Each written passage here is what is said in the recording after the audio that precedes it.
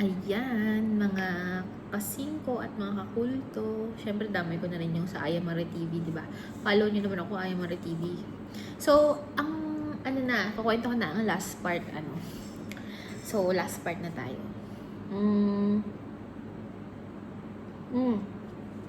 Sa Addis. Nasa gate na kami. Naku, hindi ko na alam kung ano. Saan ako natapos kahapon. Di ba? Nakapasok na kami sa gate, sa Addis na kami. So, waiting na lang kami ng boarding. Ang boarding is 8 a.m. Ang lipad ng eroplano is 9 a.m. So, ayun na, ang tagal namin doon. Parang 2.5 hours kami doon. Kasi, ang aga nga namin, di ba? Tapos, nandun, sa sobrang pagod ko, usually, kumakain din ako doon, like, mga fruits, ganyan. Kaya lang, nung time na yun, talagang wala na akong energy maglakad. Kaya wala, inantay ko talaga yung 2 hours. Nandun lang ako, nakaupo lang ako. Sila din, behave naman din sila. Nakaupo lang talaga kami, ganyan. Tapos, ayan, kwento-kwentuhan kami nung nanay, nung mga bata. Tapos, kasi doon, ang mga kasama na namin doon, mga na rin, kalahi na din nila. So, yung mga bata, may nakilala doon, nakalahi nila. Kasi, ang nangyari noon, yung babae, hindi ko sure kung sino yung babae, hindi ko kasi nakausap. Ano na siya, parang matangkad na babae na parang teenager or siguro mga 18 to 20, ganyan. Ayun, kausap-usap ng mga 5 bata, naglolokohan sila, sumasayaw-sayaw sila, ganyan. Ang ganda, maganda yung babae. Tapos, yun, kwentuhan sila, ganyan. Tapos, nagbibidahan sila.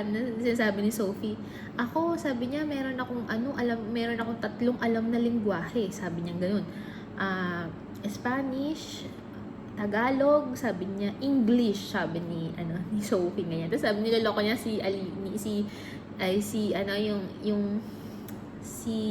ayoko palang magsabi ng pangalan. Yung isa niyang kapatid na babae na maganda. Sabi niya, yung babae daw na kapatid niya na maganda, ang alam daw 5 lingwahe. Sabi ba naman Chinese? lahat sila tawa na ganyan. Nakikitawa din ako kung ano yung mga pinag-uusapan nila. Naghaharutan sila ganyan. Kasi tagal namin, 2.5 hours kami dun. Tapos, boarding na, ganyan. Sabi ko, nag-start na mga VIP. Sabi ko, wala mo nang tatayo. Sabi ko, ang zone natin is zone 3. Sabi ko ganyan. Wala, talagang hindi, pipila na daw sila kasi syempre 2 hours na. Sabi ko, sige, pila na nga tayo. Sabi ko ganyan. So, pumila na kami. Pagdating namin doon sa loob, ang dami ng tao, crowded na. Tapos, ang layo ko sa kanila. Upuan nila is nasa 34. Ang upuan ko is 62. Ganun kalayo. So, inayos ko muna sila. Kaya lang sobrang daming pasahero. Ngayon, ang ginawa ko, kasi hindi ko kaya nang gawin yung ginawa ko nung nasa Manila kami na ilalagay ko muna yung mga luggage nila. Hindi. Kasi ang dami ng tao. Tapos, buti na lang nilapitan ako nung in-instruct ko sila, dito nyo pwede ilagay ganyan. Buti na lang, in-assist ako nung FA na Ethiopian. Tapos sabi ko, patulong naman ako kasi, pa-lead naman sila kasi yung seat ko nandun pa ako sa 62. Sabi niya, wala ba silang guardian? Nahuli kasi, nasa likod kasi yung nanay. Sabi ko, meron, dadating, sabi ko, 6 sila, sabi kong ganyan. So, lang naman, dito naman yung seat. Tapos, dun, parang ganun kasi sila, 3 dito, 3 dito. So, sabi ko, pa-lead naman kasi ta-traffic tayo kapag nagstay ako dito. So, in-assist naman sila nung FA doon and then ako pumunta na ako sa seats ko.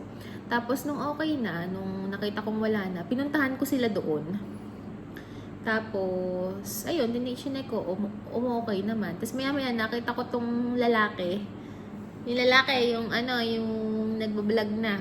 Nakita ko, pumunta siya sa likod. Sabi ko, ba't nandito ka? Sabi niya, tinutulungan ko lang si lola. Yung pala, tinutulungan niya yung lola na kasi mabigat yung bitbit. Tinulungan niyang pumunta dun sa upuan. So, sabi ko, pag mo dyan, bumalik ka na sa upuan mo. Ayun, tinulungan lang naman niya. Mabait yung batang lalaki na yun. Yung nagbablog. Ano pa ba? matulungin siya eh. Kasi doon din sa, may nakilala din siya na lola. Doon sa bago kami doon sa siguro katabi nila yun. Yung may lola din siyang tinulungan doon. Tapos may pangalawang lola siyang tinulungan nung nandun kami sa Addis. So, pangalawang lola na yung tinulungan niya. Matulungin siya, in fairness. Talaga. Mabait. And then, ayun na, okay na. 4 hours lang yung biyahe, ganyan. Tapos, okay na, lalabas na kami, ganyan. Nakalabas na kami. Tapos, nung paglabas namin ng, Malabo, na siya, happy na yung nanay. Tapos, biglang sabi niya, pagod. Gumanon siya, pagod na daw siya, ganyan. Tapos, nagte-thank you siya. Sabi niya, salamat, ganyan. Salamat na word ha, hindi sa Spanish. Salamat talaga. Salamat, Aya, sabi niya ganun. Sabi ko, tapos nagte-thank you din ako. Tapos pumipila kami, ganyan. Kasi, haharangin kami dun kasi titignan yung mga documents bago kami makapasok sa loob ng immigration. Ngayon, okay na, ganyan. Actually, binigay ko yung mga passport, ganyan. Kaya lang, nawala na naman tong yung lalaki. Yung pala, may tinutulungan na naman na matanda. Nahuli kami. Sabi nung ayaw ibigay yung mga passport hanggat hindi niya nakikita yung lalaki na bata. May mga officer kasi doon. Ngayon, sabi ko, asan ba yung kapatid nyo? Sabi ko, tinuro na nandun. Ang ginawa ko, sinigawan ko. Tinawag ko sa pangalan niya. Kahit ang layo-layo, tinawag ko talaga. Kasi, may gagawin pa kami sa baba. Meron kaming mahabang papel na fill upan. So, gusto ko kasing ma-fill upan na yun kasi, kailangan ko nang umalis. Mauuna ako sa kanila kasi tumawag na yung susundo sa akin. So, minamadali ko talaga. Then, ginawa ko, sinigawan ko. Sabi ko, tinawag ko sa pangalan niya. Narinig naman. Pero tumingin lahat sa akin ng mga tao. Tapos, yung mga officer yung tumingin sa akin. Tapos, ginanon ko na lang, parang halika, sabi ko ganyan. Tapos, ayaw pa din. Hindi ko alam kung anong ginagawa niya dun sa dulo. Nandun siya sa dulo. Kasi ayaw hindi kami makapag-proceed hanggat wala siya eh. Tapos, ang ginawa, pati yung mga kapatid niya nakitawag na din. Hanggang sa pumunta siya. Nung pagpunta niya, nung paglabas niya, pinagalitan siya nung isang officer doon. Sabi niya, hindi ko masyadong narinig eh, pero sabi niya, bakit hindi ka sumusunod? Alam mo, tatawagin ka, parang gano'n, parang, alam mo, may dito, hindi ka sumusunod, parang ganyan, pinagalitan, ganyan. Tapos, tahimik lang sila, yung nanay, ganyan, tahimik. Tapos, hindi naman siya sumagot. Tapos, parang nasabihan lang, hindi naman pinagalitan, parang sinabihan na, kapag may mga ganitong proseso, dapat, attentive ka and nandun ka. Kasi, syempre, passport yun, nagbe-verify ng identity, mga ganyan. Sinabihan siya, ganyan. Sinabihan siya nung isang parang director doon na officer, ganyan. So, ayun na, nakababa na kami. Ayun, ang tagal namin. Kasi, may mahabang pipilapan sa, parang e-travel. Parang ganun, yung pero mahabang papel. Lengthwise. Lengthwise yung papel. Wala pa kaming ballpen. Buti may ballpen akong dala. Ay, may ballpen din siya. Dalawang ballpen, Abay, tapos na ako, doon pa lang sila sa pangalan. Sabi ko, naku, kapag inantay ko to, ang tagal. Alam niyo ako lahat nag-fill up. Pinilapan ko para lang matapos na kami. Pero tinutulungan naman ako noon nung matulungin na batang nagbablog. Tinutulungan niya ako. Kaya lang mabagal siya. Ang natapos lang niya yung kanya. Yung kanya lang. Sabi ko, sige, okay lang. Sabi ko, bilisan na natin. Kasi tumatawag na ako yung susundo sa akin, ganyan. Nakikisama naman sila. So, ang ginawa ko, hiningi ko yung mga, nasa akin naman yung mga passport nila, diba? Kinopya ko na lang yung mga details. Kaya lang syempre natagalan ako kasi, di ko naman, di ba, mas mabilis ka kapag alam mo na yung isasagot mo. Yun kasi, hinahanap ko pa kung ano yung dito yung issued ng passport and dito saan in-issue, yung mga ganun-ganun, di ba? So, ayun, ang tagal namin dun. Kami na naman yung huli. Tapos, di kami nahuli, ganyan. Tawag yung, sabi ko, wait lang, sabi ko, ganyan, pwede baka akong bilhin mo na yung, sabi ko dun sa ko, Sabi ko, hindi, andito pa ako. Sabi ko, nasa dulo ako eh. Sabi ko, ganyan, hindi pa ako tapos. Sabi niya, bakit natagalan ka ngayon? Sabi niya, gano'n, yung susundo sa akin. Sabi ko, ang dami kasing tao. Sabi ko na lang, ang dami kasing tao. Sabi ko, okay lang ba? Ano bang oras yung flight? Sabi ko ganyan. Sabi naman niya, 4 pa naman. Sabi niya, kaya lang, kailangan ko nang makuha yung baggage mo. Sabi niya ganyan. Ang ginawa ko, sinend ko yung tag nung baggage ko. Sabi ko, ito yung baggage ko. Kapag nakita mo na dyan, go mo na. Kasi hindi ko alam kung ano pa ako. Dulo pa ako. Nakapila pa ako sa immigration. Sabi ko ganyan. Tapos, okay naman, ganyan. Tapos, nakita na parang, ang bagal kasi ng usad. Nakita nung officer doon, nung immigration officer, na nakakalat yung mga bata. Nakaupo doon sa gilid. Ang ginawa niya, tinawag niya yung pamilya. Tapos, iniyakag naman nila ako. Pero sabi ng officer, ay hindi siya kasama. Kasi, nakita ng officer na yung passport ko, hindi lokal. So, sabi ko, ay sige, okay lang. Sabi ko, mauna na kayo. So, nauna sila sa akin. Pero in the end, ang nangyari, ang haba pa ng pila ko. Buti, ang bilis ng usad ng pila ko. Ang nangyari, nagkasalubong pa rin kami. Kahit nauna na siya, nagkasalubong pa rin kami. Kasi inuna na siya, diba? Pang 7 pa ako. Pero nagkaano pa rin kami. So, ito na kami. Ito yung nanay, ito yung ako. Nagka-meet pa din kami. Tapos sabay kaming natapos. So, okay lang kasi nakapagpaalam na ako. Doon na ako nagpaalam sa kanila. Pinuntahan ko yung mga bata. Sabi ko, alis na ako. Ganyan, nandiyan na yung sundo ko. Ganyan. Tapos, nagbabay na sila. Sila, kailangan pa nilang kunin yung bagahe nila, diba? Ilan yun? 12 yun. So, hindi ko na talaga sila maantay. Kasi yung sa akin, nakuha na yung bagahe ko. So, dire-diretso na akong lalabas. So, lumabas na ako, ganyan. Paglabas ko, doon sa, airport na yon, may kumakaway. Sabi ko, sino yung kumakaway? Sino ba to? Sabi ko, hindi ko kilala. Bakit ako kinakawayan? Or sabi ko, ako ba talagang kinakawayan? Kasi sa malayo pa lang ko. Pero sa akin talaga nakatingin eh. Iniisip ko, ano kaya ito? At nagtatrabaho ba to sa company namin? Or taga-bangko ba to? Na hindi ko na maalala kung sino, ganyan. Tapos nung paglapit siya, gumanon siya. Kinamayan ko naman ganyan. Sabi ko, hola, gumanon lang ako. Tapos sabi niya, yung pangalan nung lalaki, yung G. Si G. Yung nung anak niya, yung anak. Ay, sabi ko ganyan, hello, sabi ko ganyan, nandun pa ako sila, sabi ko, kaya lang, okay na sila, inaantay na lang kako yung mga bagahe, kaya lang, kailangan ko na kasing mauna, antayin mo na lang kakong ganyan, mabait yung ang ganda ng ngiti, magandang ngiti sa kanya, parang alam niyo yung parang ang gaan, agad na, first time kasi namin magkita nun, hindi ko nga nakikita yun kahit nga sa video, hindi ko masyadong hindi ko napapanood yung mga video nila ni Kuya Ruel eh. So hindi ko talaga alam na siya pala yun. Tapos yun, kumaway siya ganyan. Tapos parang magaan siya sa loob. Magaan yung aura niya ang gaan sa loob na parang ang bait-bait talaga.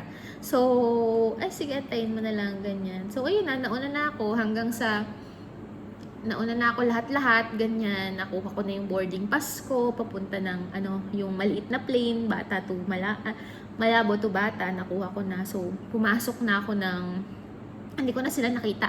Pumasok na ako ng boarding gate. Inaantay ko sila kasi magkikita-kita pa kami dun eh. Hindi ko na sila nakita. Sabi ko, baka kasi syempre iiwan nila yung dalawang anak.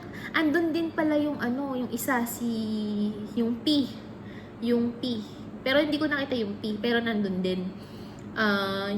Na kapatid nila nandun din. So feeling ko kaya hindi sila pumapasok dun sa boarding gate. Hindi na kasi kami nakita sa boarding gate. Kaya hindi sila pumapasok. Siguro inaantay nilang mag-boarding na kasi nga gusto nila makasama pa yung mga kapatid nila. So sila yung huling-huling pumasok ng eroplano. Tapos, ayun, nakita ko naman sila na pumasok sila ng eroplano, ganyan. Kaya lang nandun sila sa dulo. Ang number ko ng seat is 11. So, dun sila sa dulo. Tapos sila yung pinakahuling-huling pumasok. So, hindi ko na sila, kumaway lang sila sa akin, ganyan. Tapos, sabi ko, sige na, maliit lang naman yung eroplano, sobrang liit. Kaya sabi ko, sana magkita-kita kami sa baba.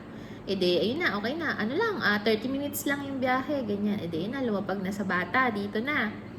Paglapag sa bata, wala, hindi ko na, hindi ko na sila nakita.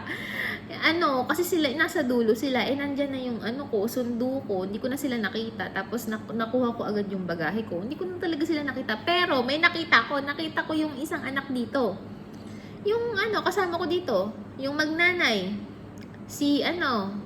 Yung magnanay dito, yung kasama ko, yung alaga ko. Tapos niyakap niya ako, ganyan. Tapos sabi sa akin nung nanay, nung nanay, nung bata, alam mo ba, araw-araw kanyang tinatanong kung nasan ka, ganyan. Sabi ko na lang dun, ang cute nung bata, Diyos ko, na miss ko yun. Grabe talaga. Tapos niyakap niya ako, ganyan. Tapos nung nakita niya ako, tumakbo siya, tapos nakangiti siya, ganyan ng ngiti niya. Grabe, na miss ko yung batang yun. Tapos, sabi ko, uy, may pasalubong ako sa'yo, kaya lang, may chocolate akong pasalubong ako sa'yo, kaya lang nandun sa malete. Sabi ko, tsaka ako nabibigay sabi ko ganyan. Sabi ko naman dun sa nanay, chat-chat na lang tayo, ganyan, kasi nandyan na yung sundo ko Sabi ko ganyan. Tapos, ayun na nga, nung pumunta na ako dun sa kotse namin, nung sumundo sa akin, nakita ko yung sila, papalabas na, kaya lang, nandun ako sa loob ng kotse, papalabas na sila. Dala-dala na yung mga bagahe nila. Tapos yun nga, may taxing dala. Yun ata yung kay R, 'di ba? Yung ata yung dala ni R. So ayun, picturean sila doon. Yun na yung nakita ko. So umalis na ako, ganyan. Yun na yung kwento. Doon na nagtatapos yung kwento. Oh my gosh. So, ang saya. Actually, kahit nahirapan ako at nakaka-stress at pagod, masaya ako kasi unang-una, syempre, proud ako sa sarili ko na nagawa ko yung mag-isa. Tapos, babae ako, ganyan. Yung parang, fulfillment yun, di ba? Na nakapag-assist ka ng ganun kadami. So, masaya ako. And, naaliw ako sa kanila, kasama ko sila, ganyan. Hindi ako nainip, may kakwentuhan ako, ganyan. Tapos, sweet pa yung mga anak, lalo na si S, yung yung pinakabata, sweet pa, layakap, ganyan. Tapos, yung dalawang lalaki, okay, nagpapatawa, ganyan. Minsan, tatutok sa akin yung camera, sabihin, pagod.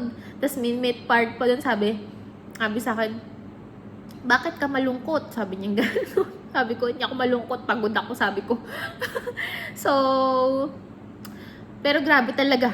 As in, nung gabi na yon, so dumating ako ng bahay, 6 p.m. Kumain lang ako saglit. Alam niyo pagkakain ko, hindi ko nga naubos yung kanain ko sa sobrang pagod na, natulog na ako. So, natulog ako 7:30 p.m. Nagising ako 3 a.m. Grabe, di ba? Nung nagising ako ng 3 a.m., binuksan ko yung maleta ko, kinuha ko yung mga padala ng mga tao, kasi 10 a.m. papasok ako. Tapos, ayun, yun lang, kinuha ko lang yung mga padala ng tao, tapos nag-separate ako ng mga konting pasalubong ko sa kanila, nilagay ko sa mga plastic. Tapos, ayun, pumasok na ako ng 10 a.m. Yun ang kwento ng aking buhay. Yun ang kwento ng buhay kung paano kami nakarating dito sa Africa, sa Bata Equatorial Guinea. And ayun, in the end, I'm so happy na magkakasama kami and nakauwi sila, nakarating kami ng safe. Ang daming turbulence, pero nakarating kami ng safe, super ganyan. And yun, thankful ako kay God kasi safe talaga kami. Actually, dasal ako ng dasal. Sabi ko, kasi ang daming turbulence in fairness Kasi may time pa na nung lumapag sa